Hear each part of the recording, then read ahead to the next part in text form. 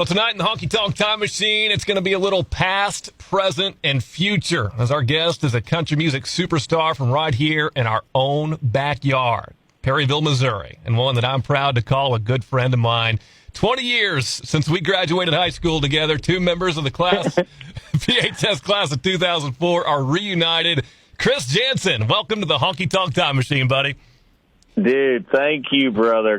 Gosh, man, just for the listeners out there, when I read that one of my longtime friends, and a good friend at that, by the way, growing up with Glenn Janson, was the leader of the station and the chief, I was like, oh, my God, like, this has to be the same Glenn Janson, man. It's just a pleasure to be with you. I appreciate it. Yeah, we've come a long way in 20 years, haven't we?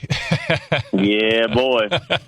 This means, by the way, you're an official Honky Tonk Time Machine member. You can put that on your resume right there, along with being a Grand Ole Opry member, ACM Award winner. You must be honored. This is a big deal for you. Well, I am, man. I love the show. I've been doing my research after I found out all the things that you had going on. I started doing my homework, and congratulations. It's awesome. I mean, thank God somebody is showcasing what real country music is and taking us down those lanes, man, because you don't get much of that these days. I appreciate that. Wow, man. You didn't have to do all that. I'm the one that's supposed to be doing all the research, but I think I do speak for all of us in Perry County and throughout southeast Missouri when I say just how proud of you we are in this amazing ride that you've been on for the past 20 years, man. What's it been like? Well, thank you, man. You know what? It's just been a blessing is the bottom line. I mean, you know, when you grow up like we did, I mean, I think that, like, jobs that we both have, they appear a bit unattainable, you know, when we're kids. And then we get into those situations, and it's really breathtaking, honestly. I mean, that's the best way I could describe it. It's pretty breathtaking, very humbling. As you know, I mean, you grew up with me, so you saw me playing music as a kid, and it's kind of something that I've always done. You know, when I was a kid, I was making money at it, of course, but, like, it was also a hobby. And I've always kept that hobby spirit, if you will, along with it, which is the important part. I mean, you know, that's the way it stays fun, and that's the way it stays fresh, and that's the way that I've enjoyed it, you know. So when something becomes too much of a job, it just becomes too much of a job, and I'm thankful to say that I've been able to enjoy it on both occasions, and I've seen great success with it, man, and it's been a lot of fun. And I mean, it's, you know, the good news is it still feels like yesterday when I was just starting out. And you know, they say Nashville's a 10-year town, and it was for me. I mean, I didn't start having hits until, you know, like 2016. So, like, real substantial hits anyway. You know, I didn't have my first number one until then. And so, but it's always been a great uphill climb, and I've had a good time doing it. I mean, what I'm really proud of is that I've done it my way, and, you know, I never bent the knee for nothing. I just do things the way that I do it and see how it shakes out, and thankfully it shaked out really good. I think we all knew if you were going to make it, it was going to be your way, and that's one of the reasons we're so proud of you. Not that just that you made it, but that you've continued to stay true to you, man. It's awesome. Well, I appreciate it, man. I just love, you know, one thing that I learned is, like, and you know what I mean by this, like, every small town kid, whenever you move away from where you're from, that's the first thing you want to do. You want to move away and see what you can be, man. But as I've grown, like, through the years, man, I just have so much more respect and appreciation for how we grew up and where we grew up. And you know, like you, I have kept so many friends very close to my vest, which is important to me. Well, I don't bring it up much unless I'm asked, because I don't want it to seem like that I'm trying to use your name to prop myself up. But you can if you ever need to, no problem. Now that I got permission, maybe I will. But, you know, if I'm asked about it, I'm like, yeah, I know him. We grew up together. But I don't go out of my way to say it because, like I said, that's just not the way I operate. However, for those who don't know, we go back a really long way. Like, not just friends from high school. I've known you since we were babies. I think we were in the same kindergarten class. Your last name's Janson, my last name's Johnson, so we were put next to each other in every single school activity where they lined us up in alphabetical order.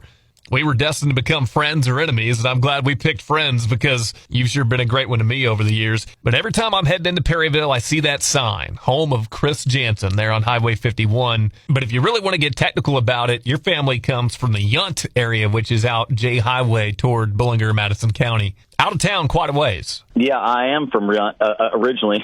Golly, that's so awesome to hear you say that.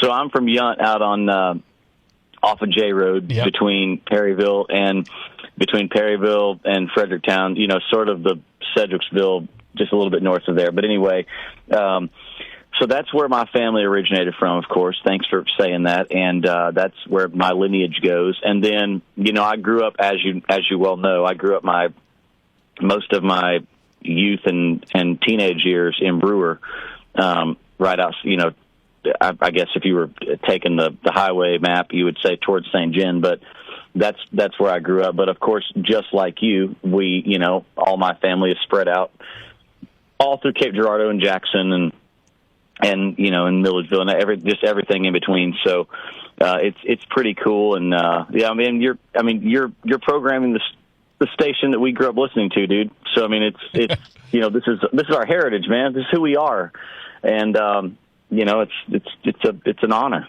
It really is.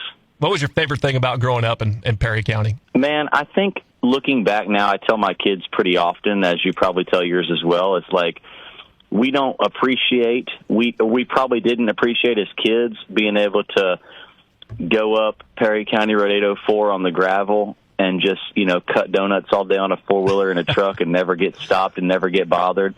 And probably at that time, I know for a fact when I was a kid, you never appreciated those times, man. Like, I grew up on the same road as Brad Shrimp, who I know is a friend of yours, is a mutual friend of both of ours, and somebody we went to school with and grew up with our whole life. And like, when you grow up around guys like that, you never really appreciate when you're a kid all the luxuries we had, man, to like run those farm fields and be neighbors with, our local farmer in our town when we were kids was Bob Dean. He was kind of the big deal out on our end of the county.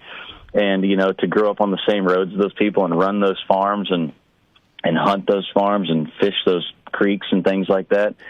I mean, those are pretty special memories for me. And things that our kids would, unless we take them there, they would never experience in today's world. It's so fast paced and so crazy, or our trips as kids, Glenn, like when we would go to Clearwater Lake with my grandma or down by Wampapella or something, man, like same listenership, by the way. And those things are things that we'll never, we would never be able to live unless we took the time in today's culture to go and do them. And I know there's a lot of people who still do those things.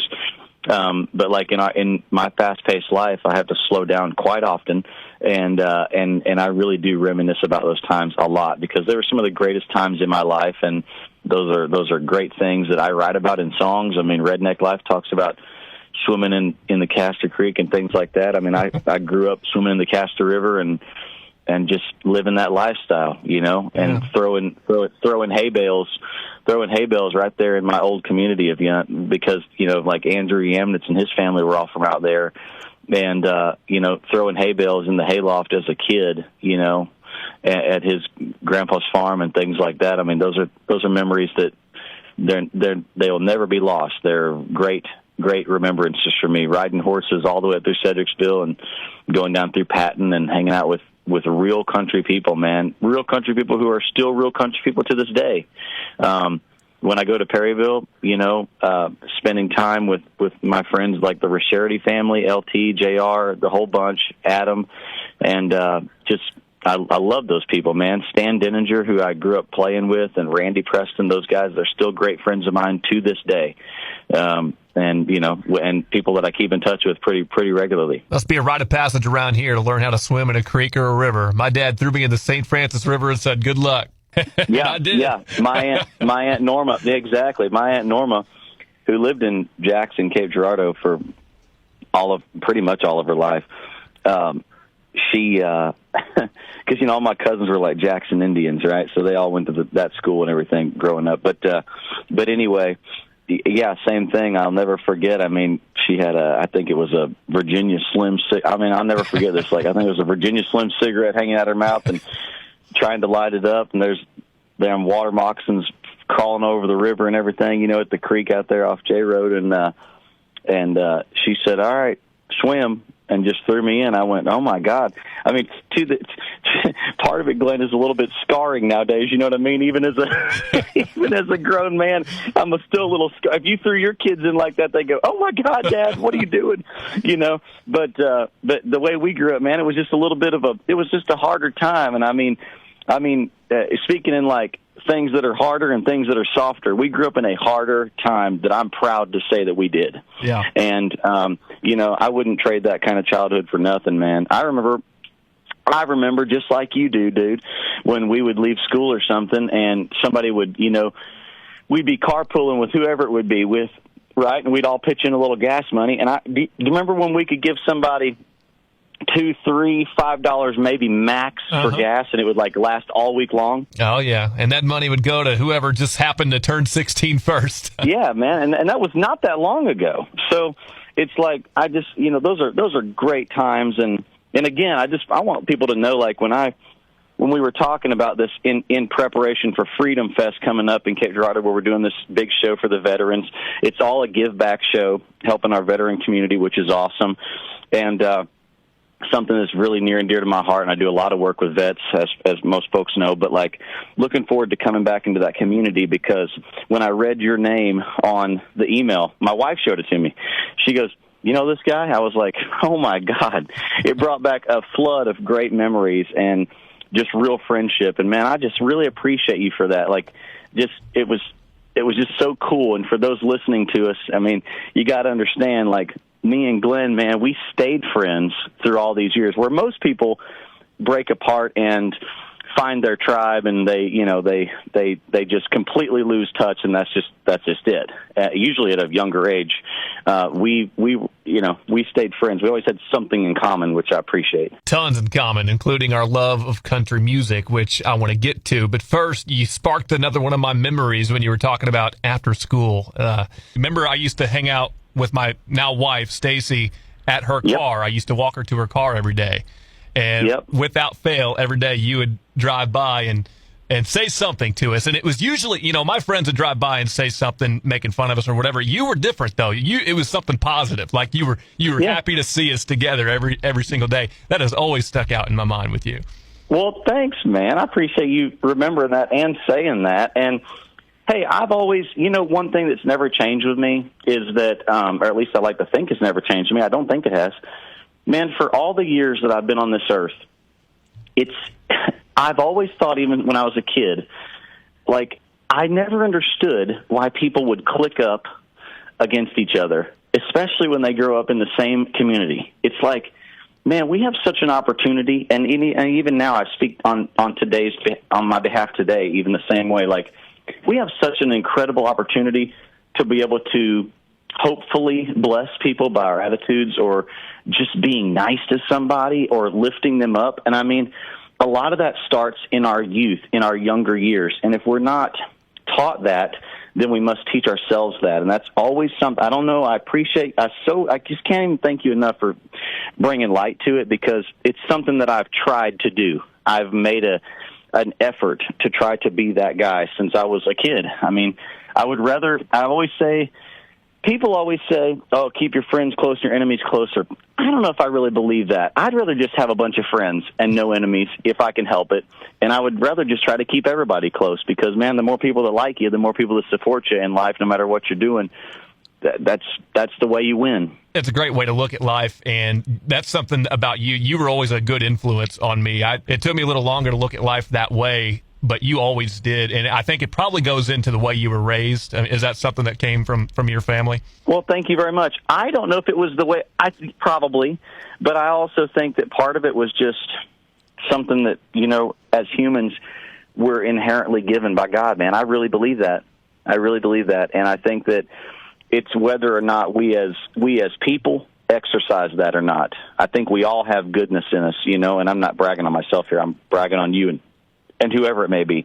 I'm just saying that I think we all have an inherent amount of goodness and blessing in our heart, and however we choose to use that for good as we move and navigate our way through this crazy, just life that we live, right? No matter what level of life or where you're from, or just, it doesn't matter. I believe we all have that that innate feature as a human to just be good or bad. I mean, we all know right from wrong. I mean, most people know right from wrong. Most people know good from evil, all those basic things. And I always just chose to use mine to try to better somebody or try to better something. And even in regards to my music, man, I've always tried to do that. And thankfully it's worked. I mean, and I can almost go back through my life chronologically, and I can actually pretty much, if I took a notebook, I could write down the times where I wasn't that guy. And I'm not proud of those moments, but I think we have to realize them too, in those times. And maybe I was trying to be something that I'm not, or maybe I was trying to be someone that I'm not, or I was just not being myself. Maybe I'm not proud of those moments. They were growing moments, but we all go through that, and just got to find our way back home, so to speak. And hey, with me, I just love to get up every day. We're doing this show with and for our vets. I love waking up in freedom, as most people do, I would hope. I mean, we live in the greatest country on earth. I'm so blessed to say I'm an American. I'm proud of that. And I love small town values. That's why I'm coming back to a small town to do a big show. And it's important to me. And so this was an easy thing for me to sign on with, Freedom Fest. This is not something you have to think about. I mean, when it comes down to helping veterans and their families, it's pretty simple. I mean, it's a yes for me, and it should be a yes for every American.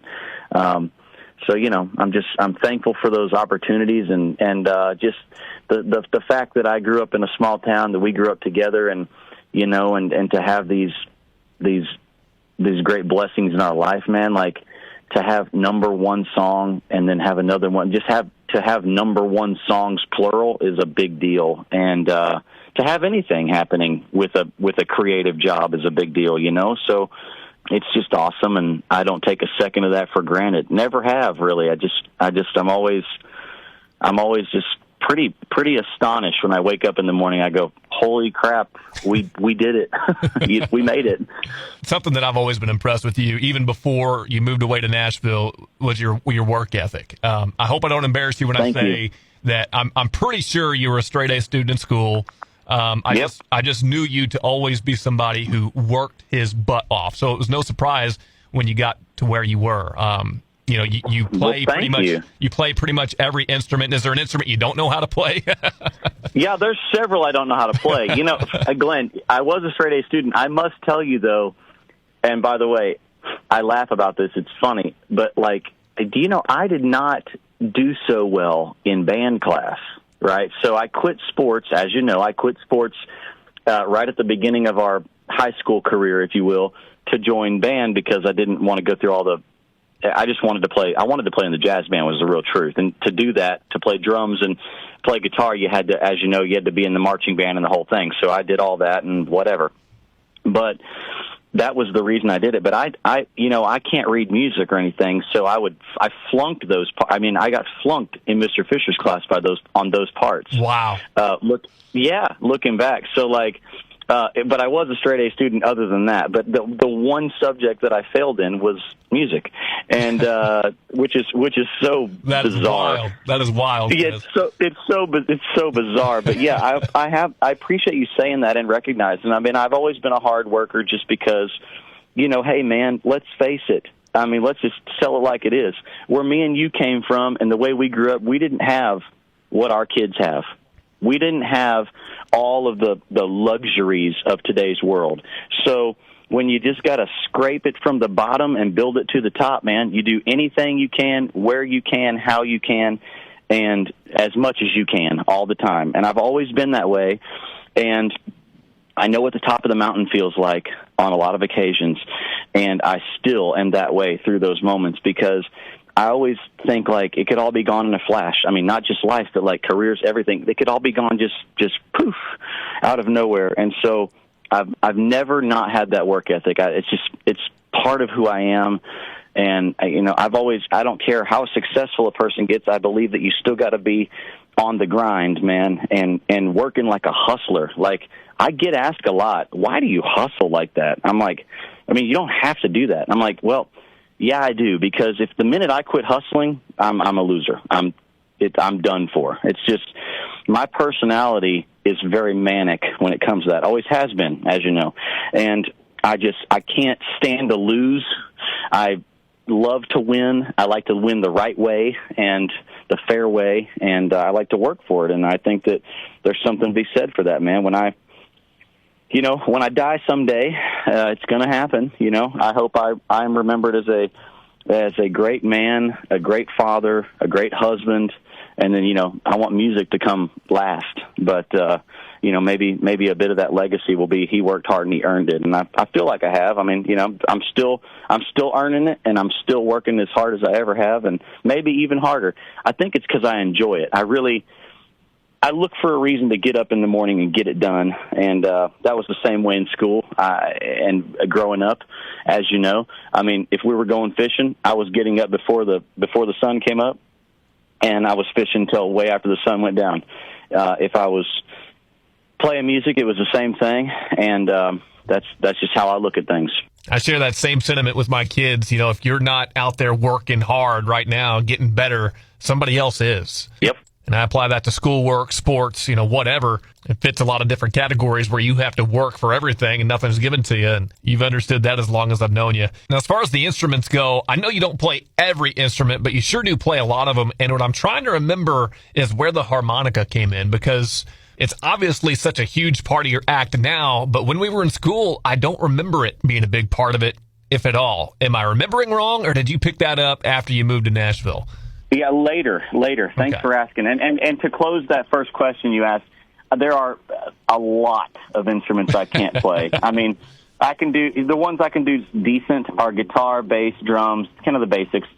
Harmonica, steel guitar a little bit, banjo a little bit, that kind of thing. I could pretty much navigate my way through any kind of music, but there are certain things that I'm just not good at. And guess what? I'm okay with admitting it, and I'm okay with going, this is just not for me. So, but with harmonica, so I sort of learned it a little bit right on the brink of me, getting out of high school and moving and those kind of things. But I really didn't learn it until I got to Nashville, and I bought one of those Cracker Barrel harmonicas and learned it. That's when I was playing Honky Tonk bars in Nashville. I started at Tootsie's, which is a very famous honky tonk there, and got my big break there. Really, the first go around, and so I started just playing it there. And because at that point in my life, I moved from small town America into big town America and was playing out of a tip jar. So that was my only livelihood, was making tips. And most people don't know that, but I wasn't like making a killer living like with a paycheck, and there was nothing substantial is really the point. It was all just what people decided to leave in a tip jar. And so I did that for a year until I got discovered, if you will, for the first time. That was kind of my intro to music business. And it's been an awesome journey. I mean, the harmonica thing was really just a means to just to make ends meet, really. And I added it to my show, and people liked it, so I kept up with it. And that is the simple, true story of why I'm a harmonica player. I always wondered about that, because I didn't remember you playing, but then I thought, well, maybe I missed something. You came back, and it was like a staple in your show, and I was like, I wonder if you always had that. But so you added it. That's awesome.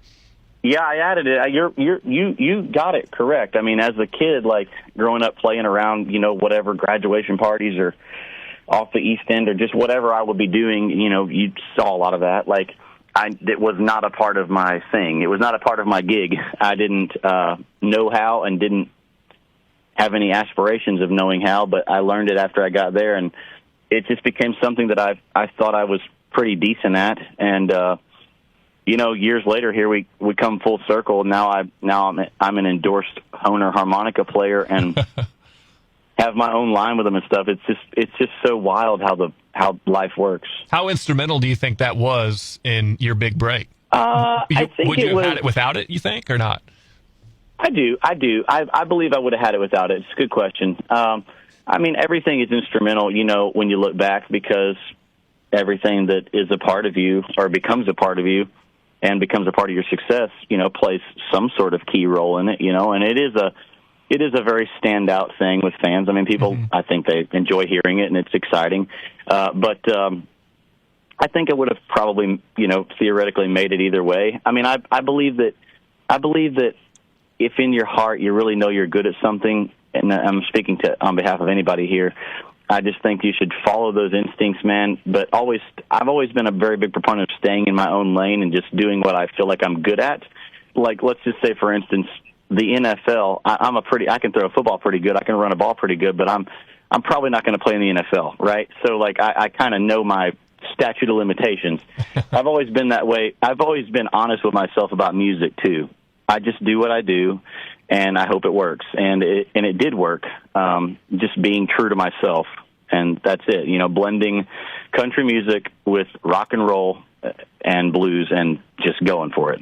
It's something that made you stand out for sure. But I think you're right. I think going back to your work ethic, you would have found a way somehow, even without it, to break through. Absolutely. You wouldn't have stopped until you did. No, that's exactly right. I don't believe in stopping. Well, let me take that back. I believe in stopping in some things if you really in your heart, and people know, humans, man, we as humans, we have the natural ability, I think we're born with it, we pretty much know what's right and what's wrong, right? So in those moments, I just felt like music was something I needed to keep on with, and I'm glad I did. It worked out. It's what I do. It's a big part of. It doesn't define me, but it is a big part of who I am, and I'm proud of that. It's the greatest job in the world, in my opinion, and I'm having a good time with it still. And hey, I mean, I just celebrated another number one with "All I Need Is You." Such a good song, dude.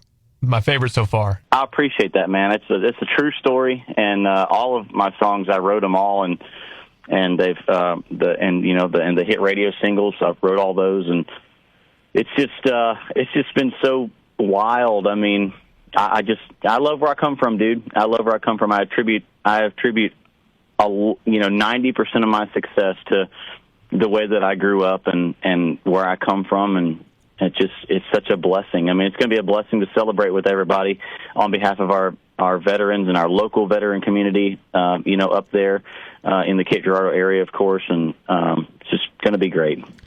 You and I have always had an immense love of country music, just the genre. I mean, that's actually why we bonded pretty early on, as we both are huge fans of the genre. I think we have a lot of the same influences. For me, it was Garth Brooks, George Strait, Tim McGraw, Kenny Chesney. Who are yours? Who were your biggest? I always knew yours was Garth Brooks. Remember you like to sing Garth Brooks growing up, and dude, I remember just a few years ago, Garth inducted me into the Opry. I know. I'm not going to lie. I was a little jealous.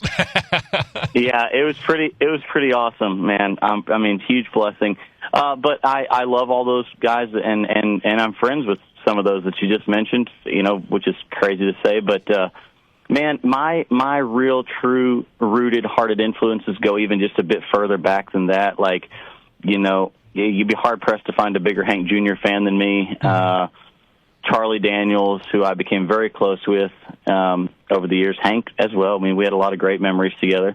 Of course, before I had my first big record deal, and before I ever had a top 40 single and stuff, Hank, as you know, Hank took me on tour. Him and Leonard Skinner took me on 2 years of touring back in like 2008-9 era, and so that was pretty awesome. But those are some of my biggest influences. I mean, I toured with Hag a lot. Right after Buy Me a Boat came out, I toured with Merle Haggard quite a bit. So obviously he was it was amazing, and he was a huge inspiration for me. So those kind of guys, Waylon, I mean, those are my people, and I have a lot of great stories from those moments. You were always big on the outlaw country, which is something I didn't get into as much when I was a kid. A little bit later in life, for sure. When I was a kid, my parents were listening to that stuff, and I didn't want to listen to what my parents were listening to. Of course, now I'm like, boy, I'm missing out. But anyway, as we sprinkle some of your influence into the Honky Tonk Time Machine tonight, let's get some favorites in there. What's your favorite Hank Jr. song? All My Rowdy Friends Are Coming Over Tonight. Charlie Daniels. My favorite Charlie Daniels song, probably Drinking My Baby Goodbye. Great choice. Great choice. You could easily say Devil Went Down to Georgia, but Yeah. you hear that all the time. And as much as I love it, I'd rather sit down and hear Drinking My Baby Goodbye or Uneasy Rider or even Legend of Woolly Swamp, man. Boy, did he have some good ones. All right, so next, let's go Merle Haggard. Oh, man. What am I going to do with the rest of my life? All right. I don't think we have played that one yet in the Honky Tonk Time Machine, so I like how you're thinking outside the box on these answers. I probably would have gone Silver Wings if my opinion matters at all, which it doesn't. Well, that's a good one, too. He's got so many you can't go wrong. How about Waylon? Oh, gosh. Let's go Lonesome, Ornery, and Mean.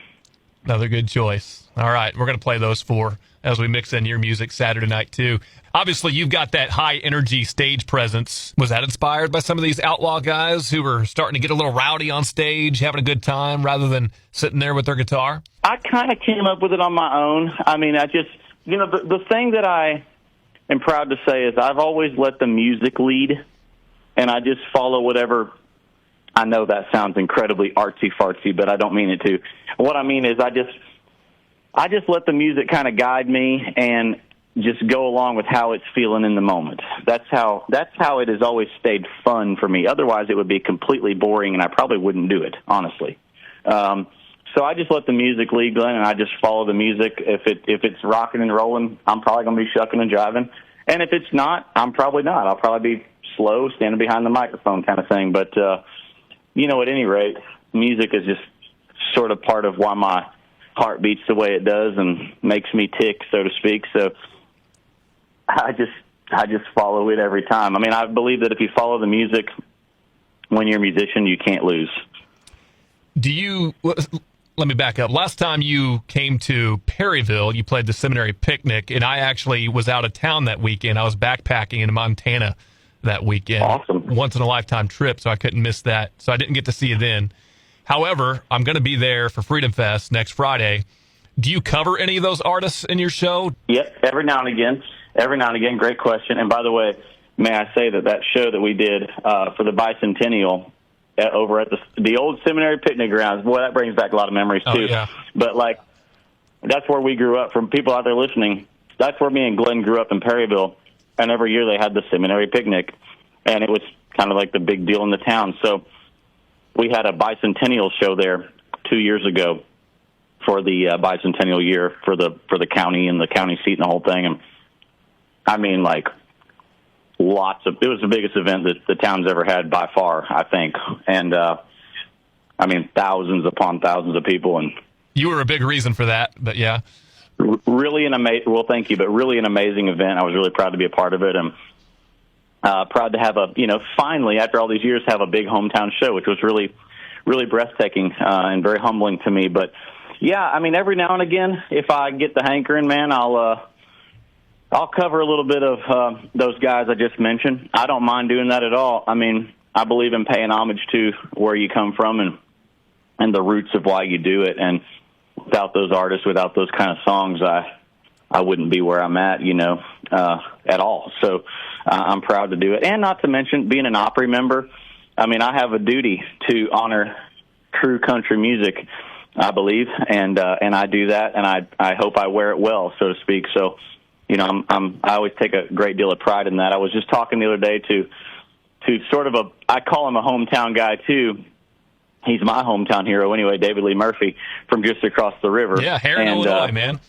Yeah, exactly. Where I bought my first car, by the way. Oh, okay. So, yeah, and I grew up going to Shivelbines music in Cape, and then I grew up going to Mayberry music over in Anna, and that's where I got a lot of my first guitars and gear and things like that. But I was writing the other day. I write pretty often with David Lee, and so we have a lot of these talks. And I told him we were going to have this interview, and I told him about our history and growing up together and stuff, and it just blew his mind, as it blew mine. It was like, wow, man, it's like, I can't believe you're saying that. And I was like, I know, dude. That's like, this is one of my close friends from childhood, and we're about to have an amazing conversation about this amazing concert we got coming up. Now, he might not have remembered, but he, too, is a Honky Tonk Time Machine member. So we had him on. Oh, I know. Yeah. He remembered. Okay. One of the most down-to-earth dudes. One of my favorite interviews I've ever done, actually. Oh, he is so awesome.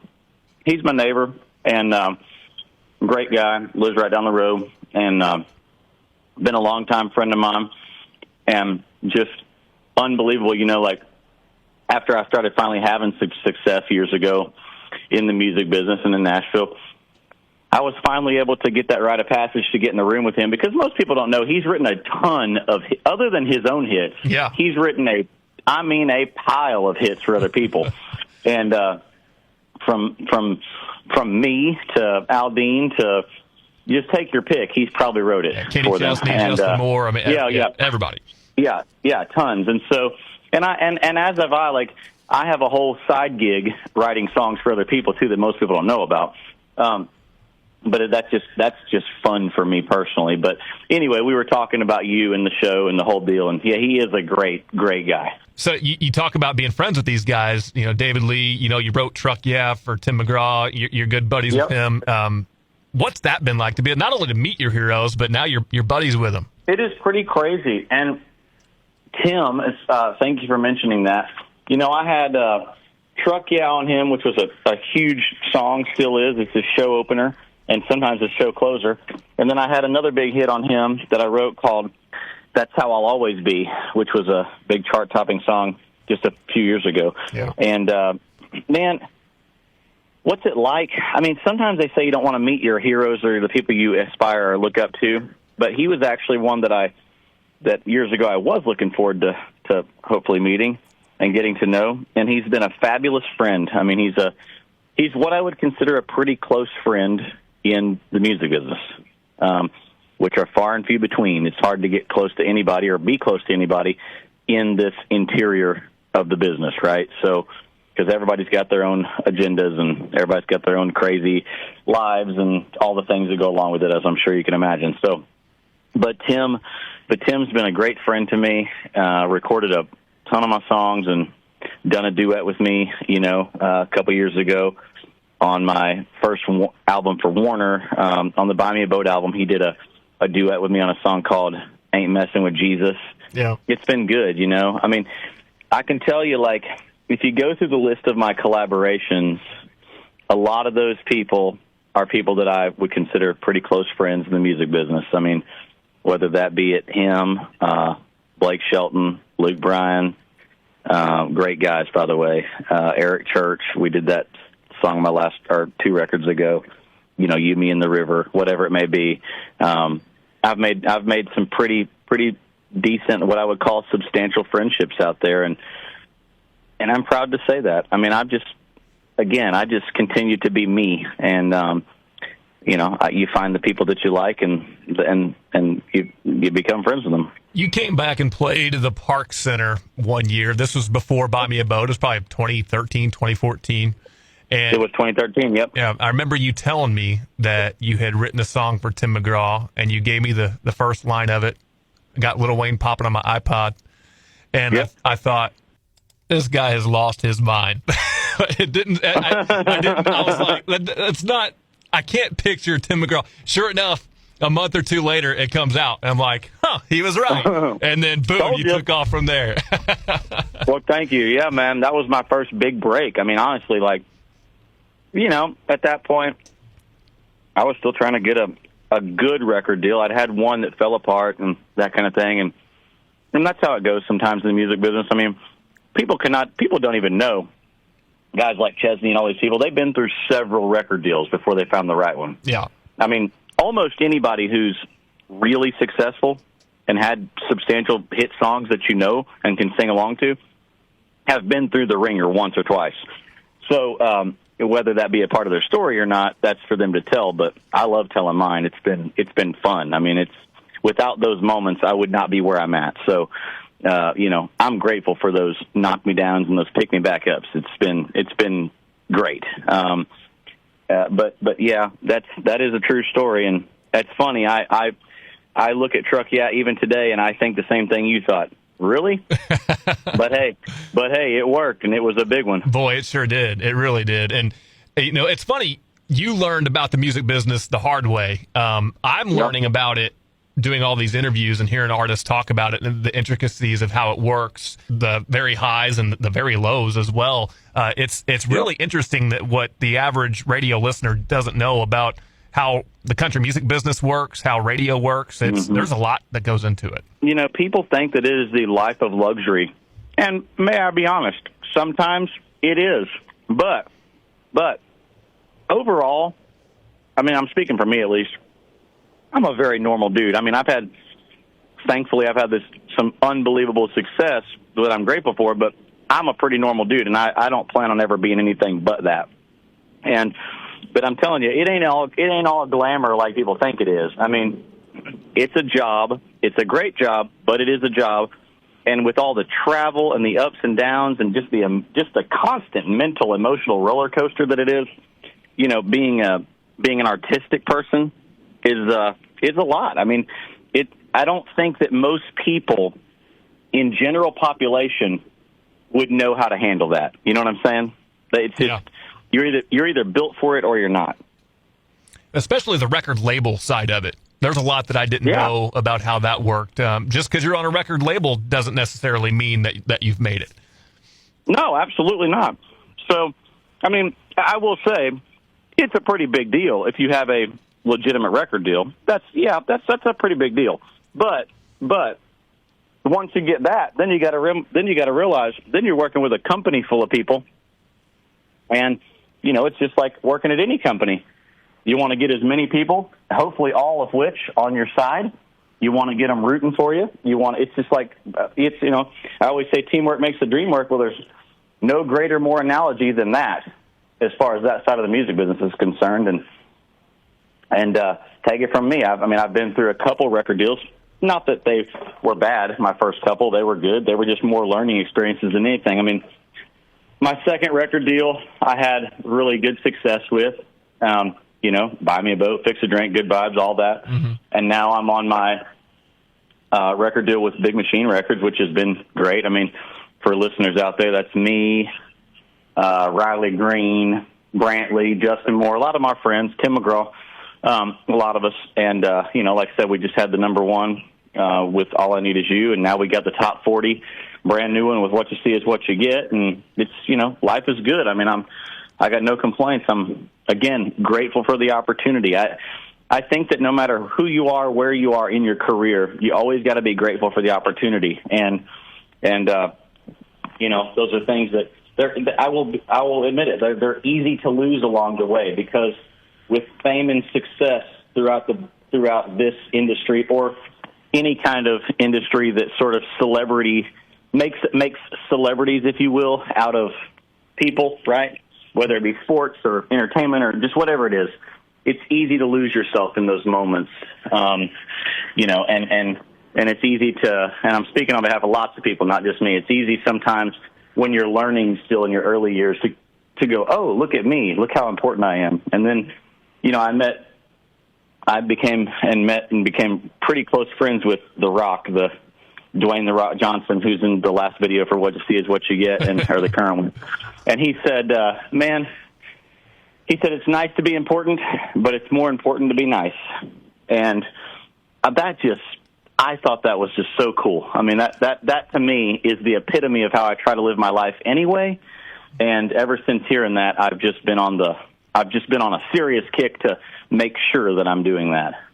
It's interesting you say that, and it's interesting that you two have become friends because, and I don't know him at all, but I know you, and it seems like you're cut from the same cloth from the standpoint of work ethic. Your values seem to align pretty well. It seems like you two are a lot alike, physical stature aside, right?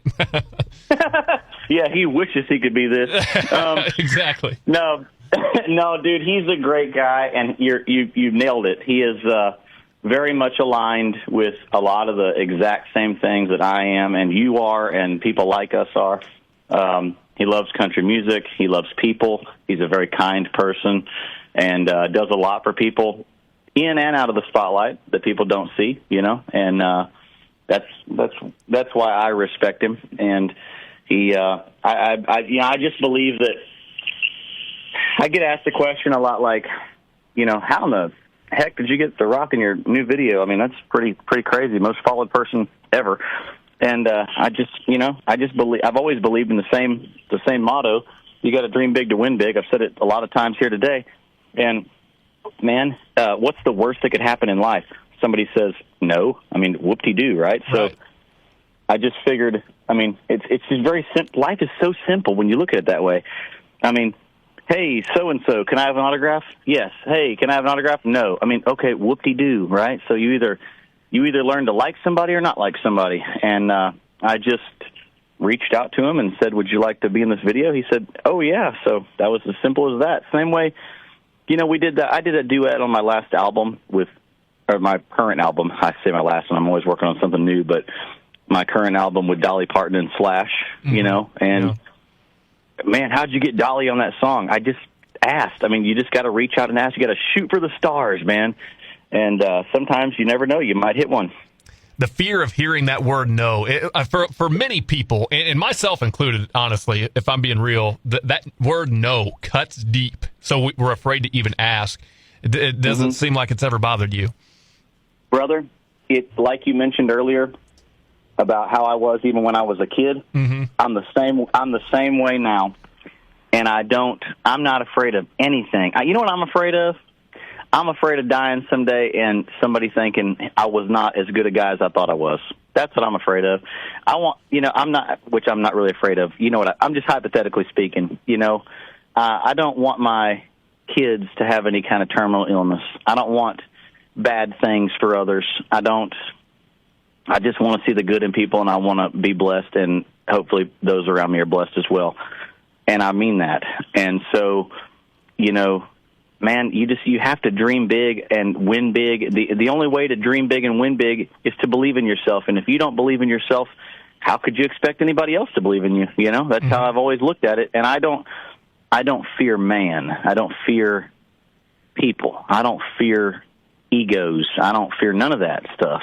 To me, everybody is a human being and equal. And so, how we choose to live our life is that. And fame does not scare me. Fame does not bother me.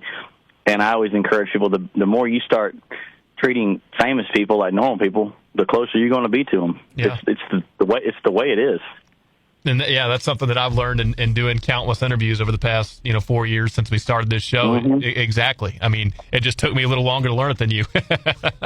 Well, it's okay. Everybody in their own time. I mean, it's not to your fault or anybody else's. It's just the way that each individual person has their way of finding, how to navigate life. Man, life is hard and life is crazy, and just learning how to navigate it is something that took me a long time to do, too. I'm still learning. I mean, we're all still learning. If we are not learning, then we got no purpose here, bro. That's the way I feel that, Hey, speaking of The Rock, he's somewhat musically inclined, right? I mean, he can carry a tune a little bit. I mean, I know he spent a lot of time in Nashville in his youth, so he's got a little bit of country music background. How musically inclined would you say he is?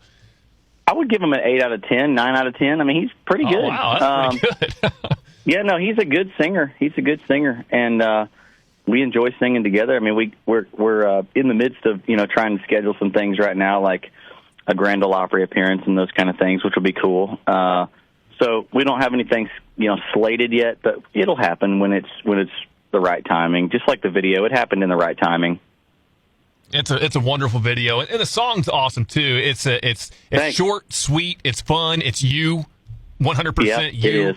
Thank you. Yeah, it feels like something you can roll your windows down to and get out and, just burn up the gravel roads, man. That's what kind of song I wanted, following All I Need Is You, and that's what we got with What You See Is What You Get. I mean, I mean, no pun intended, it literally is what you see is what you get. So, you talk about writing for others too, not only Tim, but Cody Janson, Hank Jr., Low Cash. I Love This Life is a huge hit. Many more too. How does hearing songs that you wrote on the radio compare to hearing yourself on the radio? You know what I mean?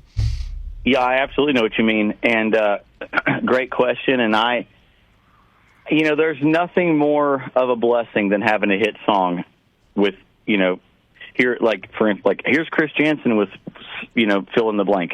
That's a huge honor and blessing, and it's my dream come true. But that was my dream come true for many years and still is as a kid. But as a kid, I never even considered being a quote professional songwriter, if you will, or being a person who writes songs for other people. When you come from a small town, you assume that everybody you hear wrote that song, right? That is what we assume growing up. Yes. And the truth is that about 90% of it, the person singing it usually did not write it. Somebody else wrote it. Some normal person you would never know is a hit songwriter. So there's a great humility that comes with, and a great sense of pride that comes with someone taking the time, especially, if they're a, quote, famous singer or what have you, or somebody with great success, to record your music is a huge honor for me and something that I worked hard for. I mean, Tim McGraw was my first big cut, as you know, with Truck Yeah, and then it all sort of, spiraled into a perfect storm from there and still continues to do so. At this point in the game, I'm not actively, quote, trying to get people to record my songs. It just happens pretty organically, and it's not my main focus. My main focus is me, and then, anything else that may come along that may be good for somebody would be great. I mean, Tim just, as a matter of fact, recorded another one just a month ago. But it was a song that I intentionally wrote for him, hoping he would do. And, so I write two different directions now. I write strictly for me, and I write for other people when I feel like it. And, there's a great humility that comes across. I take a great sense of pride in it. It's like, for me, I still get the feelings of being a little kid going, God, can you believe this is happening? So, that's how I feel every time I hear I Love This Life, which is a huge hit. And every time I hear it, I go, man, I'm a part of that, So I'm thankful for that. Yeah, it's interesting you say that because I think, it's been a few years, but I think David Lee said pretty much the exact same thing. And he went as far as to say, is like, he'll write songs sometimes with a specific artist in mind. Like, this is a Kitty song right here, and he'll finish it out. So it's interesting to hear that you kind of did the same thing with the Tim song. Yep, I believe you kind of have to, if that's your wheelhouse. And hey, if you want to get cuts and recordings by other people, you gotta kind of get into those shoes. You know what I mean? And try to walk in them the best you can, yet still be yourself. One thing I'm proud to say that is with the songs that I've had recorded by other people, whether it be Tim or Hank Jr., which recorded a few of my songs a few years back. That was a huge bucket list for me, by the way. To have somebody like that, an icon, reach out to you for songs, that's the highest honor, I think, and compliment you could get paid, right? So I'm thankful for those moments. But whether it be Tim, Hank, Locash, Cody Janson, it doesn't matter who it is, I'm proud to say that all songs that I've written and that have been recorded by other people are songs that meant something to me first. It wasn't like I was going, oh, I'm going to specifically write this for this person. I wrote it because I loved it, and they loved it too, which shows the common bond, between people sometimes. That said, Buy Me a Boat was obviously your first big one that hit on a national level, 2015. Ooh, yes. What's going through your mind as that's happening? Finally it's blowing up. You've had success in pockets of the country. Certainly here in this area, you'd had some songs that were being played before that. But Buy Me a Boat was the first one that hit everywhere. What's going through your mind? Well, yeah, like you said, at that point, you're right. That's a great way to put it. In pockets of the country, I could go and people would know who I was. In other pockets, it would be like, oh, this is really cool. Good luck. So, which is fine, by the way. I mean, everybody has to go through those moments, and they're very humbling, trust me. And early on, I'm glad I did, because then I was prepared when Buy Me a Boat hit, right? I was a bit more prepared for the crazy whirlwind that is now my life and became my life in 2016. But what was it like? Well, it just went, we went from just being that, popular in pockets and having, a couple minor top 40 songs, you know what I mean? Like kind of secondary, not really big hits, to just boom overnight. Like for the people who didn't have any clue at that moment, they thought I was an overnight success. They thought I just popped up out of thin air. Meanwhile, I'd been touring my butt off for 10 years prior to that and working my tail off, and it was just very life-changing. I mean, I went from having no record deal to 13 record deal offers in an hour. I mean, just crazy. The phone was blowing up, and it's. I'm proud to say that it's still continuing today. You know, the success of that song led into many others, and I could not be more grateful for that. I mean that with my whole heart, and it changed the whole preface and the whole game for us, and finally we got a break, and. But once that break happens, then you got to figure out how to navigate from there and how to accept that and learn and walk with humility. And hey, I like to think I do a pretty good job of it. At least I try to just be myself and work hard and just be grateful for every moment. I really am grateful for every moment. Are there really any overnight successes in country music? I mean, I guess if you look at it at its simplest term, overnight. Like, okay, you hit overnight, but really you'd been working at it, like you said, for 10 years or whatever. And I think, isn't that everybody? I mean, is there an actual overnight success, somebody who arrives and that day they've made it? No, I think you're right on with that. I think everybody has to go through some sort of trial and tribulation, right? and build their path. I certainly don't know of like a crazy overnight one like that. I mean, like if we're talking literally overnight, I don't know of one. I just but I also don't ever I don't really pay attention to anything other than what's happening in my world so much. I mean, I watch things from a distance sometimes, but other than that, I'm just a firm believer in staying in your own lane and not watching a lot of what's around you. That way you can focus on being the best, and I'm speaking for anybody here, just focus on being the best you that you can be, and that's what I've always tried to do that. Well, after Buy Me a Boat, then I would imagine the immense pressure of following it up comes, right? And lucky for you, yeah. you were able to do that. But am I right? Is that kind of the next step? Like, oh crap, what now? Yeah, absolutely. I mean, there's a lot of people. I mean, there's a long list of people who had a hit, and that's it. You know what I mean? So I'm thankful to continue to still have hits and have a bunch of them, but you're exactly right. There is an enormous amount of pressure that comes along with that, but hey, man, I'm not complaining because let me say on the flip side of that coin, me and you grew up in the real world around real working class people in a real working class community, and that's real stress. Okay, that's real stress. How are we going to pay the bills? How are we going to keep the lights on? How are we going to keep gas in the tank, keep the kids fed? That's real life. Man, this whole music thing, hey, this is a blessing, and I ain't complaining one bit. I actually get annoyed with myself, and I get annoyed when I hear other people in my, if you will, my community talking about, oh, poor me, poor that, this is so hard, that's so hard. This is not hard, brother. It is not. This is a great honor to be able to do this for a living. It's a great honor that people have supported me through it, and and I'm grateful for it. That's the bottom line. There is nothing to complain over, and it's on its hardest day, it ain't nothing compared to real life. And what's kind of interesting too is all of your songs are pretty much about real life, about that life growing up. From Fix a Drink to Drunk Girl, Good Thank Vibes, you. Done, All I Need Is You. I mean, it's been pretty much autobiographical, and they've too. So it's kind of come full circle that way. Well, thank you, man. I really appreciate you saying that and recognizing that. I'm just the same old me, man. I always will be. I have no reason to not be. And as the years go by, I'm even more myself, like the guy you grew up with than ever, I think.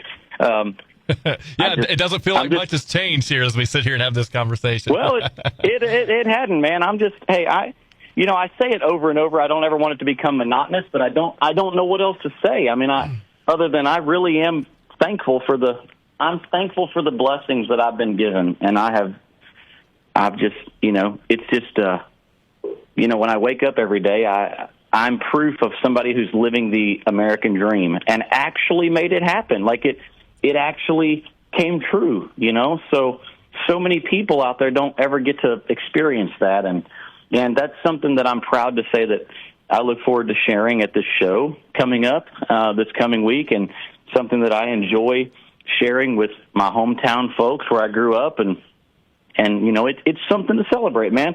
When I win, we all win. When they win, I win. You know, same thing. And for it to happen to the kid who sat next to me at kindergarten graduation, the same kid that sat next to me at high school graduation, I think that's pretty cool. I think it's cool too, dude. I have thoroughly enjoyed this today, Glenn. I really mean that, and it's just I'm so proud of you, and I'm so proud of your family, and you know, it's like, man, it reaffirms my belief that there are a lot of great people in this world, and that greatness always finds its way. And I compliment you by saying that, like, the coolest thing about Glenn Janson is he was always, and for people out there listening, this is the truth, he was always the people's champion. He was always the guy who was friends with everybody. You never saw him hanging out with only one specific group of people as opposed to another. And now it shows within his workspace. He is still that guy. He's the voice for the people, and that is so commendable, man. I mean that so seriously. I'm so proud of you. Well, it might have been more that there was just no specific group that I fit in with, so I just had to try out a bunch of different ones. Stacy would be the first to tell you I'm not always the easiest to be around, but I really do appreciate you saying that, man. It was important to me to have as many friends as possible, because that's more people that are going to have your back if something goes wrong, right? Yeah. Well, people love you for it. They always have loved you for it, and I'm not just blowing smoke. You know, I'm not that kind of guy. I'm telling you straight up, like, if you're on a very short list of people that I know who I respect you. And there's a big difference in liking somebody at face value and respecting somebody. And you always had my respect, but you continue to have it. And for what it's worth, I do appreciate you very much. Well, the feeling's mutual. And I remember the first time we all heard that you got to play the Opry, and how proud of you we all were. And then, thank you. And then you just kept going back. They had you playing there so much that it was like, man, this guy, like, we knew you were going to make it at that point. I think you were even like part of their imaging or advertising. I think your picture was on their banner. You'd played there so often, and then they finally made you a member, I guess, in 2018. Yeah, and that was, and like I said, that was. I appreciate you. Yes, you're exactly right. That was way before any membership or anything. I mean, they had put me on their advertisements, and I was just some guy, you know.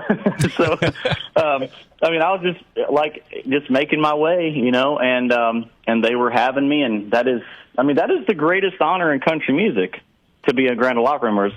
It's the highest honor, period, bar none, that our industry serves, you know. And even talking about it, it kind of blows my mind, honestly, because there's a lot of people who are very deserving of the honor, and you know, a lot of honorable people have the honor, but there's a lot of people who deserve the honor, and I'm just very proud to be a part of that and have my name on the wall. And you know, especially coming from where I come from, man, growing up on Perry County Road 804, people do often ask me, "Did you think back then, you know, such and such, you'd be doing this?" And man, the answer is yes. Yeah, I knew you were going to say yes. The answer is, and I say that with, please know that I say that humbly. I don't mean that cocky. The answer is yes. I mean, I really did believe it. I mean, I really thought that much of myself as a kid, and I hope to encourage other people like that too, man, because again, you got to believe in yourself. If you don't believe in yourself, you can't really expect anybody else to. The world is hard. The world is cruel. You know, there's always going to be somebody shutting the door in your face and trying to step on your head like a lily pad to get to the next thing for them. And you just got to keep your nose to the grindstone, walk with great humility and grace, be nice, and be firm, be yourself, and believe in yourself. And heck, I mean, look at me. I mean, remember the Grand Ole Opry? Freaking nuts. That actually reminds me of a story I've been meaning to tell you, because I think of all people, I think you probably would appreciate this the most. So Garth inducted you in the Grand Ole Opry, right? Yep. So my timeline's a little fuzzy. It was either right before he inducted you or right after he played St. Louis. And I got to go up there and be a part of the press conference. Awesome. They told all of us that we had to kind of stand in line and go up and ask our question to him one at a time. We were all going to get one question. Since I was the back of the line, I knew whatever question I was going to ask him had already probably been asked him about 100 times. So I decided instead, going back to what you said, what's the worst he can say? No, right? I asked him if he had let me sing a line of a song with him. You know how big of a Garth Brooks fan I am. So of course. He was like, yeah, sure, what song? And do you remember his album cut, Lonesome Dove, from Rope in the Wind and Lonesome Dove? Yeah, from the... well, first of all, Lonesome Dove's my favorite movie. Yeah. Side note. But anyway. David Lee Murphy's, too, by the way. Oh, I know. Trust me, we can't even get any damn work done because we quote movie titles all day. We quote lines all day long from Gus and Woodrow. But anyway, that's the album with the correct me if I'm wrong, with the belt. Like, remember the old braided belts we all used to try to wear when we was kids? Oh yeah. We were trying to dress up like that. Anyway, go ahead. Yeah, the Rope in the Wind album. Yeah, so and he was like, sure. So we sang the song together. He sang harmony, and I recorded it.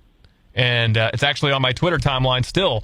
And then he asked me afterwards, he was like, oh, you sing pretty good. You ever thought about doing it?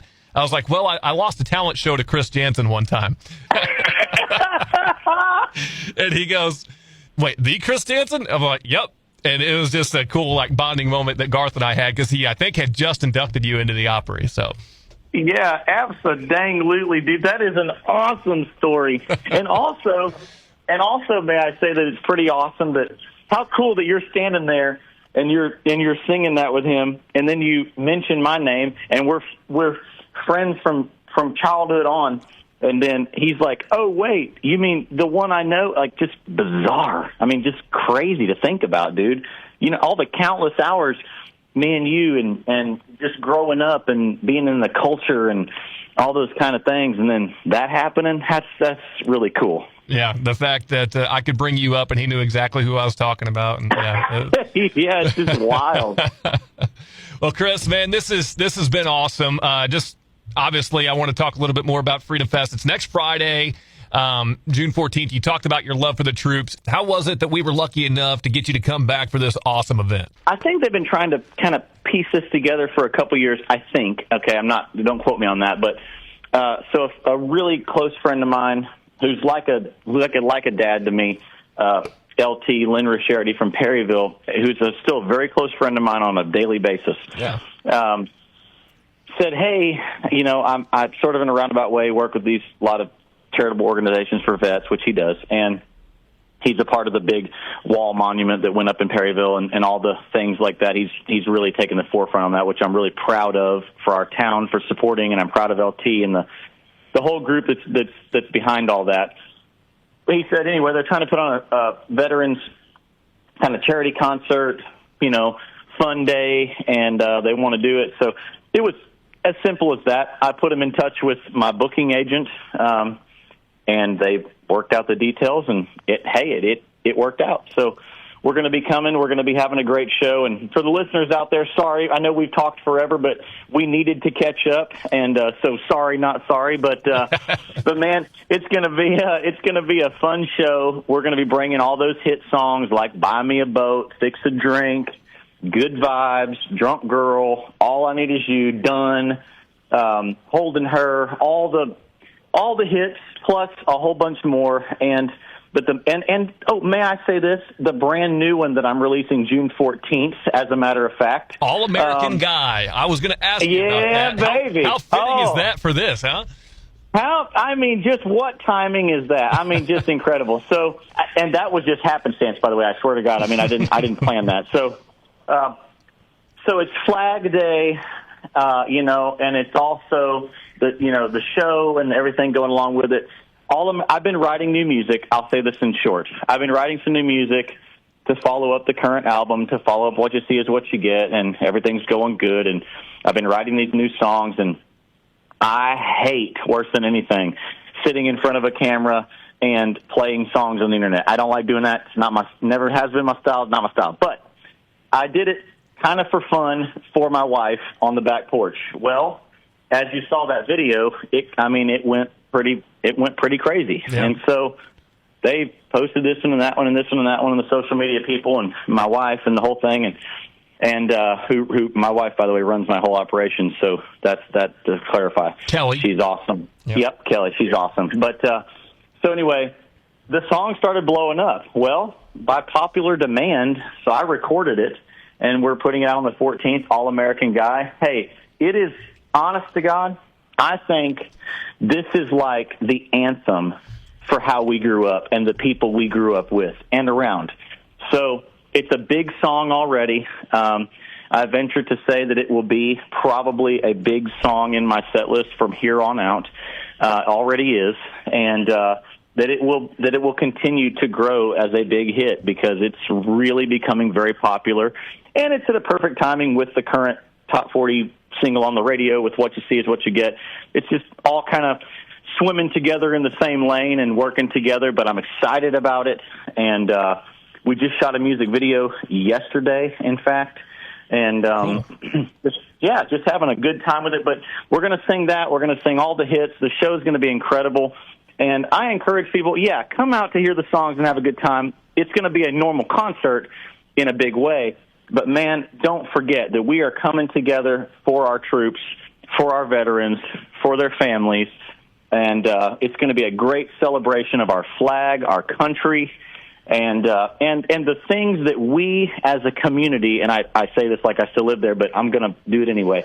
It's going to be a great day for our community and our surrounding areas, and for people to come in for, from whether that be Perryville or anywhere across the river, Cape Jackson, Fredericktown, wherever they may be coming from. It's going to be a great day for our community and for our veteran community. We're going to highlight them, and it's going to be at the old fairgrounds, is it not? The SEMO District Fairgrounds? Yes, sir. Right there in Arena Park. Okay, yeah, so that's exciting, too, because, I haven't been there since I was showing horses there as a kid.